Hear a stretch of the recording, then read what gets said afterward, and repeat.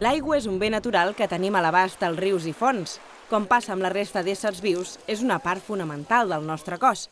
Ara bé, portar-la fins a casa des de les plantes de potabilització i garantir-ne el servei, la pressió i la qualitat les 24 hores del dia té certs costos. Uns costos que s'inclouen al preu final del rebut. Així doncs, què paguem amb la factura de l'aigua? Que arribi aigua a casa nostra en condicions adequades per ser beguda i feta servir requereix uns processos i uns tractaments previs, però també necessita un tractament posterior per retornar-la al medi amb condicions òptimes per la seva preservació i la preservació també del medi ambient. Tots aquests processos i tractaments tenen un cost i això és el que paguem amb el preu de l'aigua. El preu de l'aigua està subjecte a 2 nivells d'aprovació per part de l'administració pública. Un primer nivell és el local, que acostuma a recaure en els ajuntaments, tot i que en el cas de Barcelona recau en l'àrea metropolitana. I un segon nivell correspon a la Generalitat de Catalunya, a través de la Comissió de Preus. Si agafem una factura, trobem diversos conceptes que podem agrupar en 2 categories. Un primer grup correspon al servei de l'aigua en el seu cicle urbà.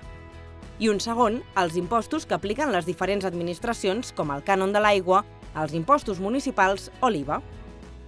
Poden existir diferències entre les factures de l'aigua de cada municipi, però si agafem el cas concret del territori metropolità de Barcelona, veurem que el servei del cicle urbà de l'aigua i els impostos tenen un pes aproximat cadascun del 50% sobre l'import total de la factura.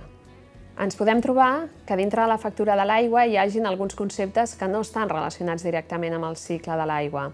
És el cas de l'àmbit metropolità, on està inclosa una taxa metropolitana pel tractament de residus. Descomptant els impostos, un metre cúbic d'aigua, o sigui 1.000 litres, ens costa aproximadament €1,67. Aquest cost, però, varia segons el municipi. El que és important és establir mecanismes que permetin que tothom pugui tenir accés a l'aigua independentment de que pugui pagar o no la seva factura. És el que hem fet a Aigües de Barcelona a través del Fons de Solidaritat que vam crear l'any 2012. És una ajuda destinada a famílies en situació de vulnerabilitat que els garanteix que tinguin aigua a casa seva i els proporciona també una bonificació econòmica a la seva factura. El preu que paguem per l'aigua contribueix a mantenir les tecnologies i les instal·lacions que garanteixen la qualitat del servei. Expressar-ho de manera transparent i clara a través de la factura és un dret dels consumidors.